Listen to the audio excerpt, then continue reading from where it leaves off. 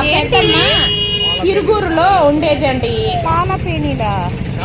స్కూల్కి సెలవులు వచ్చినప్పుడు మేమందరం అక్క చెల్లెలు కలిసి తిరుగురు వెళ్ళేవాళ్ళం. అప్పుడు మా పెద్దమ్మ ఈ పేనీలు, గరాజు, అరిసెలు, చక్రాలు చేసి పెట్టేదండి. కాజాలు చేసి పెట్టేదండి. పిల్లలు తింటారులే అనేసి భలే రుచిగా ఉండేదండి. చాలా అంటే చాలా రుచి అండి. ఆ రుచి ఇప్పుడు ఈ టేస్ట్ చూసినా నాకు ఇవి నచ్చలేదండి. అంత రుచి దీంట్లో రాలేదండి.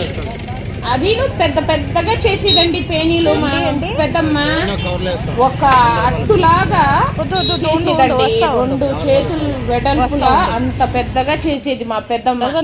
చూడండి ఎంత చిన్న చిన్నగా గారెలా ఉన్నాయండి. అవి చూడ్డానికి టేస్ట్ చూసినా నాకు నచ్చలా. భలే రుచిగా చేసేదండి మా పెద్దమ్మ. అన్ని పిండి వంటలు చేసి పెట్టేది.